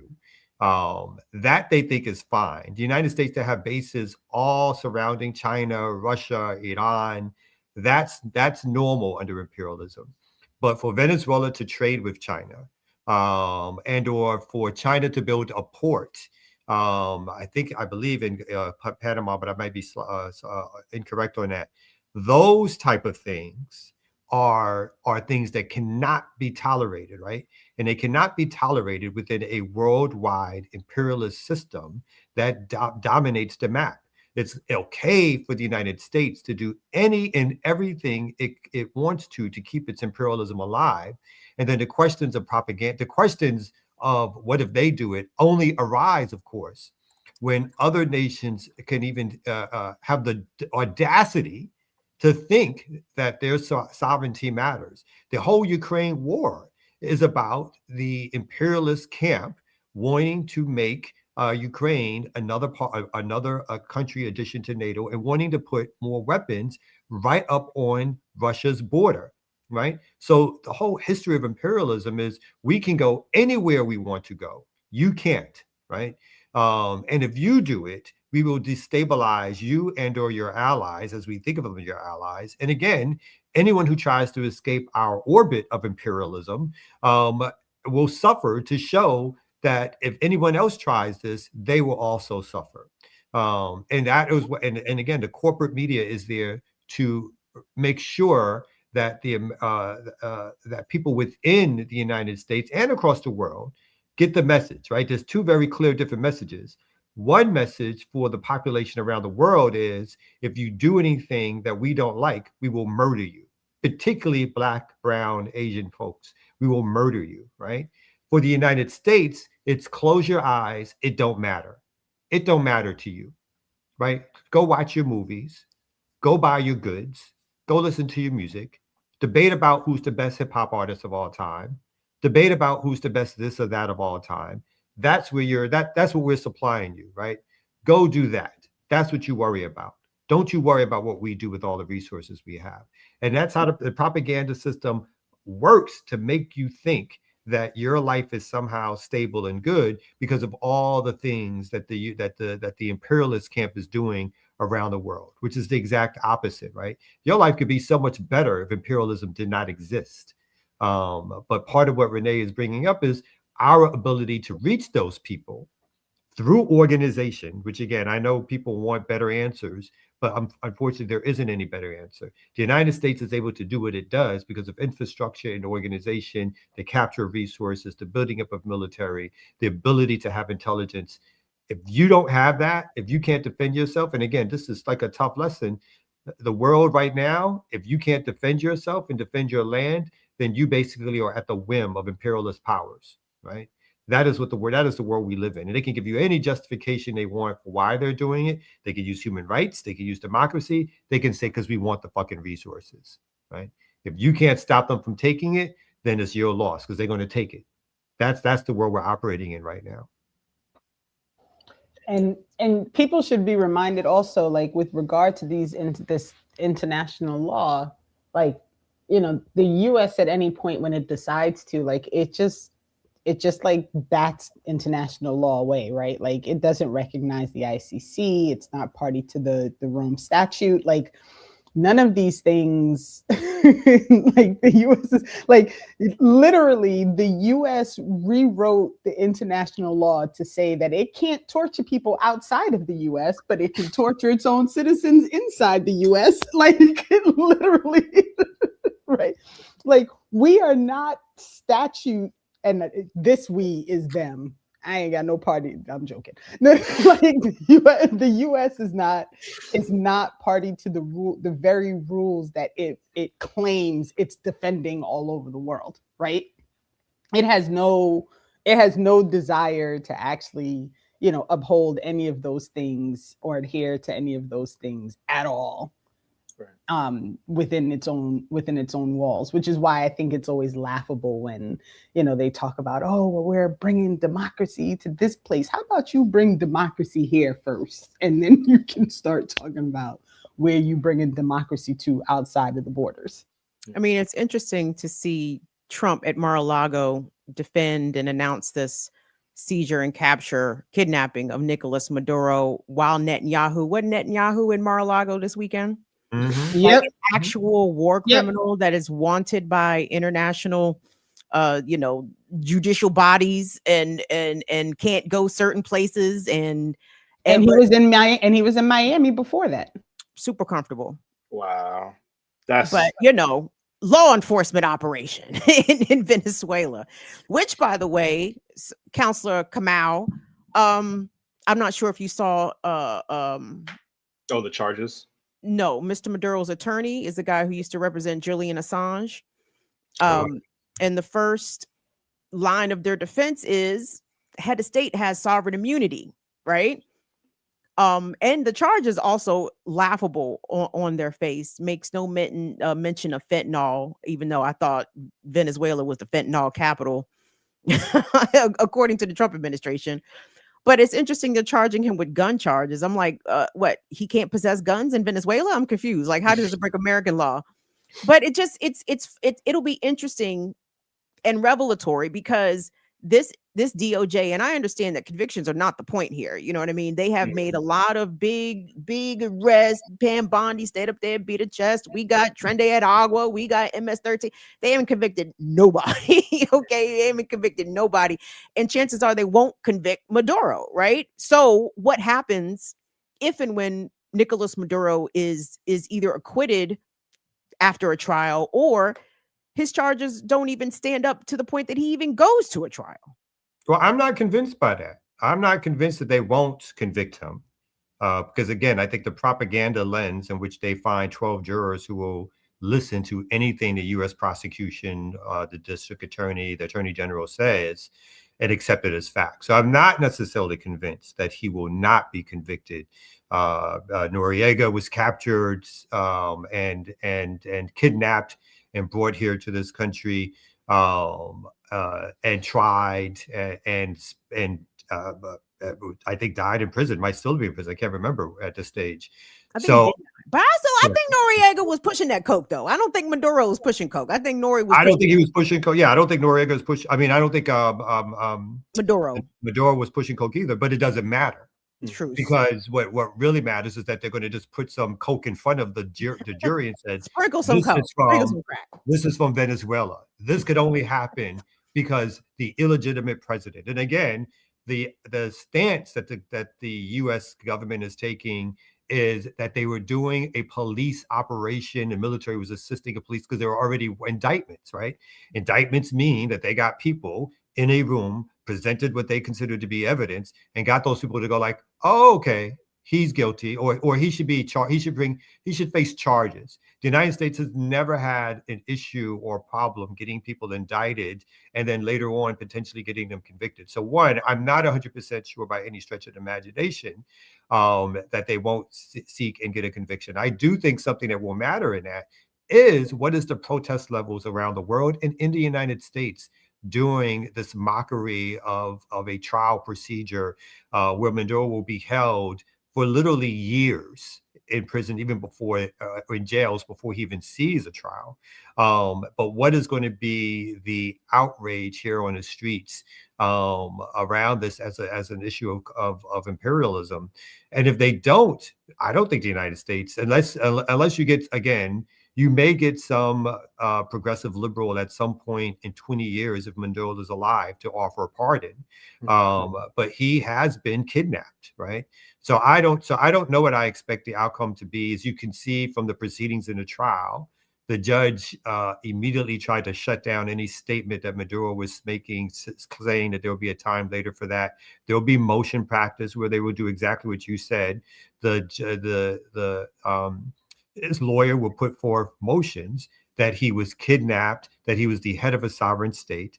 Again, under Noriega and precedent, they're going to say that the court does not concern itself with how a defendant was brought here, particularly when outside the United States. It's only concerning itself with the indictment that was given in the United States. So basically, it will throw out the motion on the so-called technicality of it is not the court's concern, right? The court is only concerned that this person now was here brought before them, not that they were a sovereign state, a sovereign leader in a sovereign state, not that they were kidnapped, not that there was a military operation to bring them here, but he happens to be here in front of us. And so therefore he is subject to the laws and jurisdiction of the United States. So that is how they're going to get around that part. And they're going to proceed on with a trial to attempt to convict him. Again, a trial that will take many years to happen. And again, I'm not sure what's going to happen in a trial setting. My thinking is that they'll win a conviction, but I'm not 100% sure. Let me tell you, I don't think that you're wrong based off historical precedent, but I feel like Trump's DOJ is an unusual set of clowns. Okay. Like there's been a number of pieces where their prosecutions have been analyzed by journalists, and judges across the country are like, are y'all fucking serious?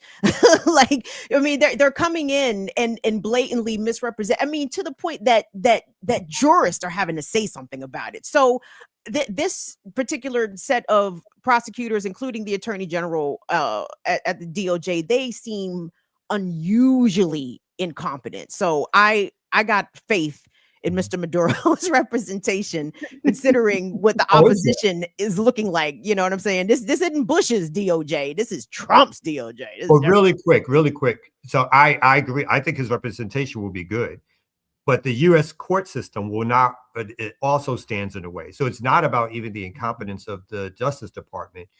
Is the U.S. court system going to set a precedent that the United States acted illegally by seizing a foreign leader and bringing them to the United States and tie the hands of the military, tie the hands of the CIA? I don't know if I think that's what's going to happen, right? I don't think they. So at the very least, I think we're going to be where they're going to uphold his so-called capture, his kidnapping, and let it proceed to trial.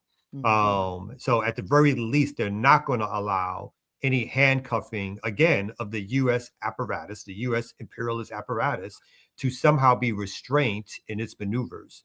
And they're going to kick that. They're going to kick that down. It could go all the way to the Supreme Court, and the Supreme Court is just going to say, you know what? It's got to be an act of Congress which says that you can't do that. They're going to not let the courts. The courts are not going to get involved with how the defendant got here in this particular case.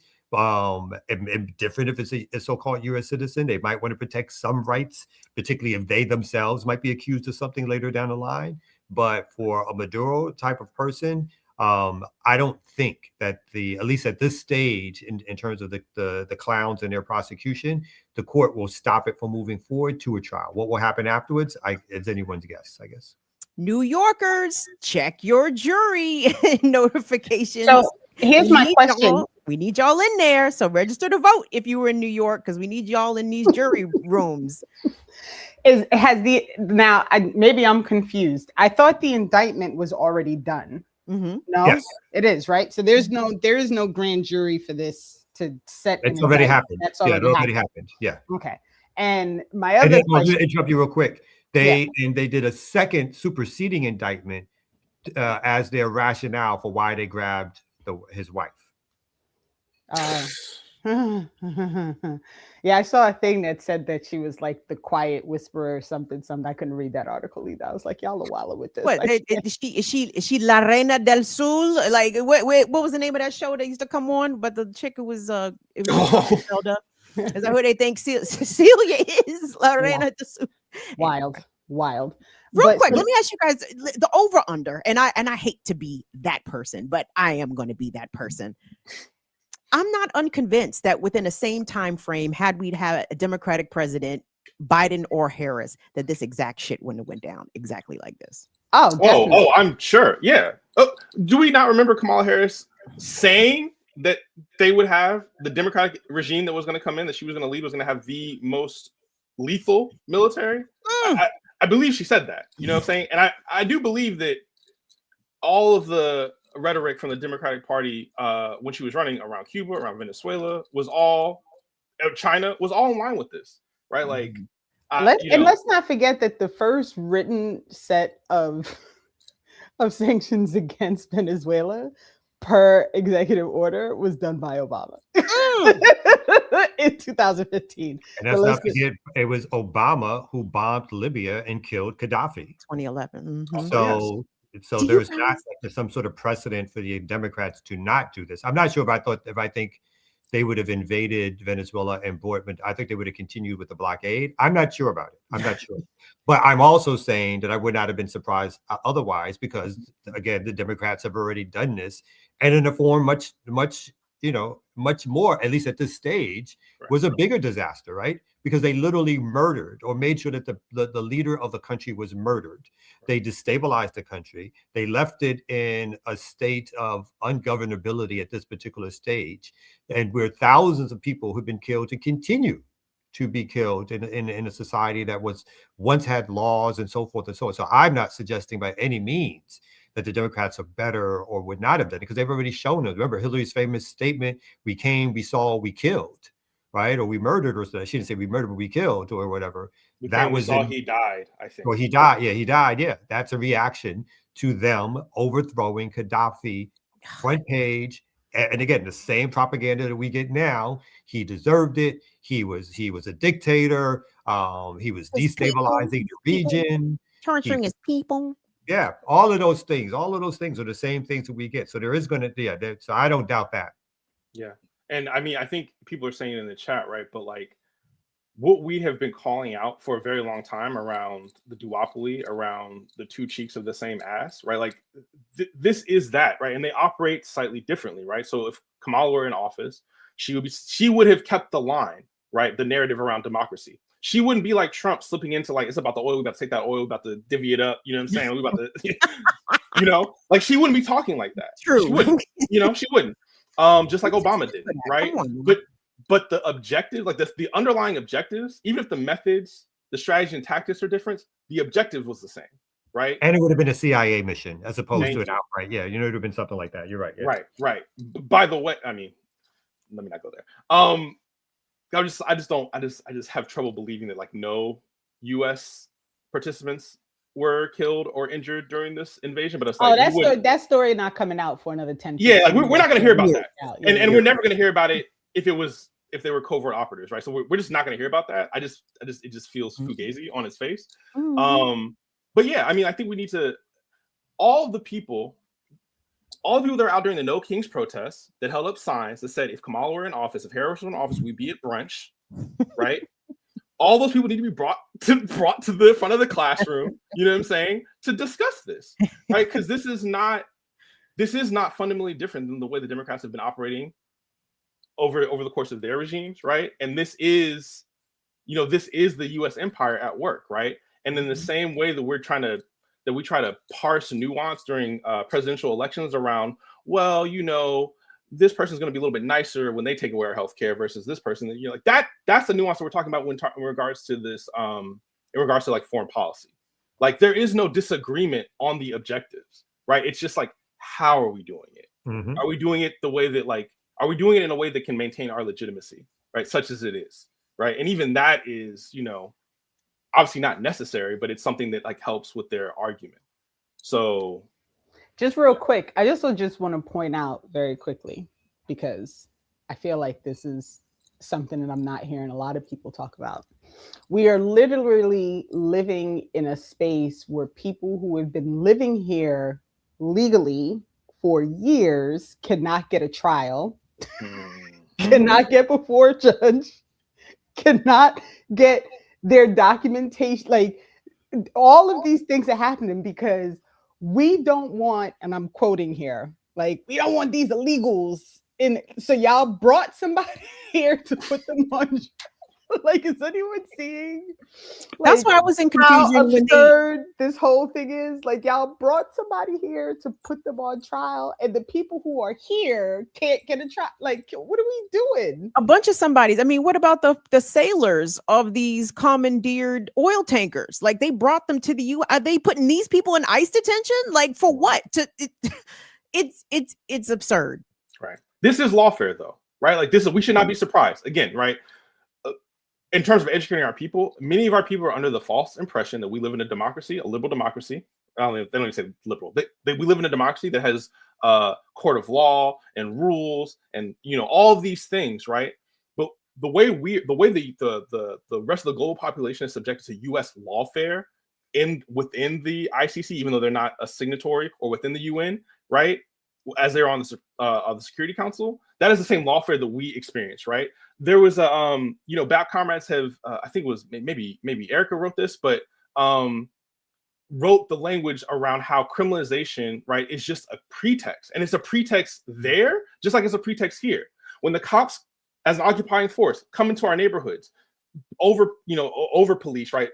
Occupy us, right? Brutalize us, kill us, right? They do it under the guise of criminalization of our communities, of drugs, right? Of rampant violence, right?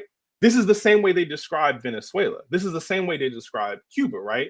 As they engage in their lawfare, right? So I agree with Kamal that, like, we're not, like, the legal apparatus is designed to validate, like, the criminality of the U.S. empire, right?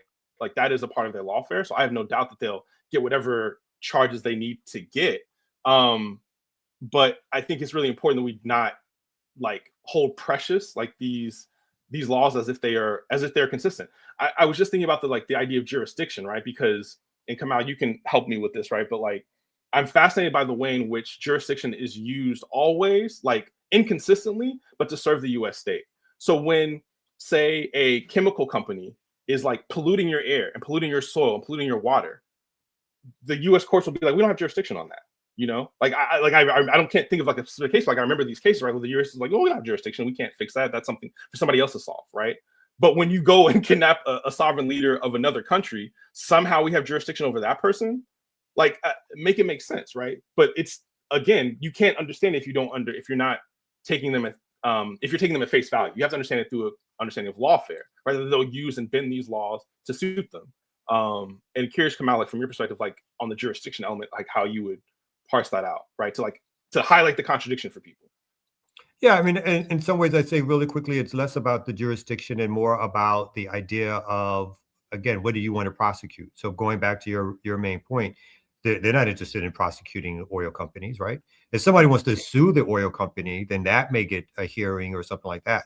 But the criminal charges, it's not about. Laws are made for you and I, for common people, for working class people, for poor people. Laws are made for sometimes to heal the excess of a capitalist system and to make an example out of some individual corporate person, or to make the public think that somebody's being punished because they make a corporation pay $500 million. And it sounds like such a big amount. But when you total up the profits of like $5 or $10 billion, it's like a drop in the bucket. And they go like, oh, okay, we won't do it like that again. We'll do it another way, right? So we have to understand that these laws are made to keep the elite in power to make sure that they continue to run things the way they want to run them. And again, of course, they're not Exxon, who I think about Ken Saro-Wiwa, who was murdered, I believe, in Nigeria decades ago. And there was never any criminal charges brought against no Exxon executive was captured and held in jail or prison to serve time. During the Great Recession, no criminal charges were brought by Obama and or Bush to any of the executives who crashed the economy. Millions of people lost their job. Millions of people went into bankruptcy. People committed suicide. People lost their homes. No executive was held responsible for that, for the major banks who were responsible for those kind of things from happening. So these laws are not necessarily about the jurisdiction. What they're about is who they choose to prosecute and for what purposes and what ends. And for the most part, those laws are meant to keep the rest of us in order, to scare us into capitulation for the larger system at play. Because if we don't, then we'll get RICO charges, or we'll get domestic terrorism charges, or we'll get assault charges, or we'll get not listening to a lawful order by the police charges. Those laws are meant for us. They're not meant for the powers that be. Donald Trump was convicted. Has he served? Has he served a day in prison? Not a day. But somebody said it in the chat too. Like, be reminded that Steve Donziger was on home arrest for like 2 years because he had the audacity to sue Chevron on behalf of the indigenous people that they were poisoning. And they still haven't paid. And I think Chevron is now suing that community, right? Which is crazy, right? So like, listen. Aren't they still suing like Donziger? My fault. That's all right. No, I think they're suing the indigenous community, and I just saw it in passing, so I haven't read like the full thing, but they're trying to switch, and they still haven't paid any money, and they're trying to flip around the lawsuit. I know, okay, that's what I remember. They hadn't paid anything out. Shout out to Luso African for $10. All the kidnapping and overthrowing the U.S. does is on behalf of the big corporations. So Democrat or Republican don't matter. Corporations get what they want. So in our last few minutes here, we should ask for a little rush of little gifts, little donations. You know what I'm saying? It's been a heady show. If we really do want to stretch out the ability of Black Liberation Media to reach more people, we are currently reaching approximately 100,000 views a month. And that sounds like a big number, and it is a good number. But if we can reach 500,000, we can reach 1 million people, then we will be a platform. Again, we may always get deplatformed, but you'll know we were here, and you'll know why we were deplatformed. So let's just spend a couple of seconds, y'all. We got this monetization thing happening again. Please support and throw some dollars our way. And before I shut up for the Ear Doctor, he asked what you're doing. I wanted to show this quick site that CNB is supporting, and I'm going to try to have these folks come on as a guest real soon to talk about their site. So folks they're basically building out a social media app for organizers and activists. This social media is called Jaywalk app. It actually was built by folks involved in the Palestinian struggle and other struggles. And it's basically a social media app to help support organizers and activists and movement people to connect with each other, to be a way to talk about protests, to know about what your rights are and that kind of thing. And again, a lot of this was built by Palestinian folks, and it's called Jaywalk app. And I'm going to drop the website in the chat for folks to try to download. The space to get your organizations on there, to connect, to move. Some of it is really protected, so we really would want people to help support that kind of thing. So I just wanted to throw that out real quick. All right, big up to Jose Fig 842 becoming a new member. Did I say that wrong? Probably did. Also big up to Pookie Wood sending in $20 for Camus Christmas Fund. You know, that not believing no baby Jesus, but shout out to the anime thumbnail. I peep it. Oh, okay. And big up to Kahari9 sending $2. Y'all deserve at least 1 million subscribers. Appreciate it. And that's another thing. Like, big up to Kai 777. Shout out to Kai. Big up. Did you join the Delaware chapter yet? Can we talk about this? I thought you were part of that. You was in. Please leave my comrade alone. Please leave my comrade alone. Big up to Claudia also becoming a new YouTube member. Now remember, y'all. Yeah, oh my goodness, y'all showing love. Big up to Darius Darnell sending in Let's go. 1999. The love is there. I appreciate it. We all appreciate it. And another thing for people that we know it's the end of the month. I mean, the beginning of the month. You paid a bunch of bills. Screenshot this, put it on your social media, and tell people this is what gets me going every day. That's another way to support us, y'all. So let's go ahead and do that. All right. Anything coming up on your end, Kim Brown? Oh, we will be celebrating January 6th, the anniversary of when the whites beat the other whites up in the U.S. Capitol. Oh my God, we didn't even talk about that. That's crazy. It's my favorite day. We'll be back tomorrow, y'all. When the whites attack the other whites. It was a wonderful day. A wonderful day. And I would say not a Negro in sight, but there was one wayward Negro, that unfortunate black man, that U.S. Capitol Police officer who put his black body between a white mob and Mitt Romney. I said, sir, how? How? Why? Why? Why did you do that? You should have let him just have mittens. I couldn't believe that. But anyway, so we'll be marking J6 tonight on Burn It Down with Kim Brown. Come join me, 7 p.m. Eastern time. All right, Renee Johnston, what's going on? So we are actually going to be rejoined by Andre Easton, who is running to replace Richie Torres in the Bronx. Jared, if you're still out there, check your email. So, but there's a whole lot going on in New York right now. So in addition to just catching up on where his campaign is, we're gonna do some New York talk. That's dope. And speaking of Jared, somebody wants him to bring the hate wars back, sending in $4.99. Herschel, they said bring the hate wars back. All right. Evan, BAP, what's going on?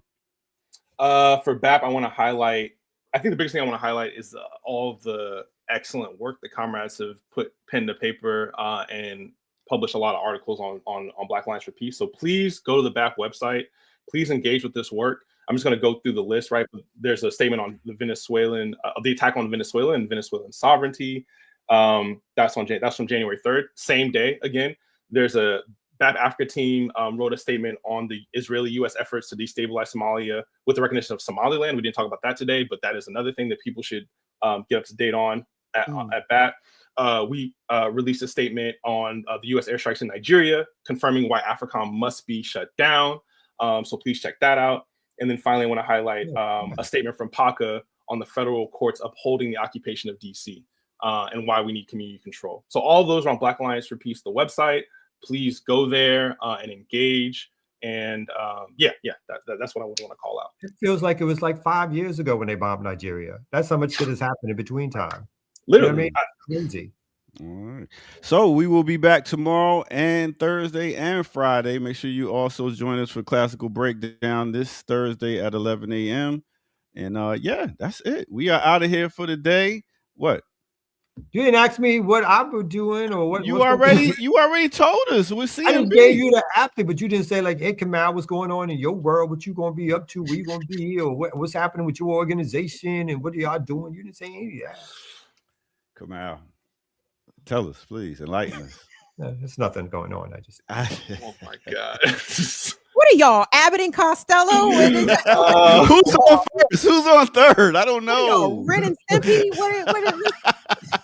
Who's the black ones, y'all? Help me. Oh, none of them. Fetch it, not step and fetch it. Fetch it. Wow. Oh, wow. I'm stepping and he's fetching. All right, we out of here, y'all. Catch y'all next tomorrow morning at 8 a.m. This is the Remix Morning Show. Peace out. Have a great one. Yeah. Remix.